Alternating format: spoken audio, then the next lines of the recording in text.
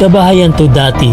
Ngayon, flooring na lang ng bahay ang natira. Isang nanay ang hindi nakaligtas at hanggang ngayon hindi pa nakikita. Isama pa natin ang napakaraming bahay na winasak na hindi na maaaring tirahan. Yung iba hindi nga nawasak pero nalubog naman sa tubig ng lawa. Basketball court na hindi na magagamit at daycare center na hindi ko alam kung paano pa ito gagamitin. Ang mga ito ang pinsalang dinulot ng Bagyong Christine dito sa sitio Mahabang Buhangin, Barangay Maria Paz, Tanawan City. Tara, ating muling babain ang komunidad sa pinakadulong bahagi ng Tanawan, Batangas.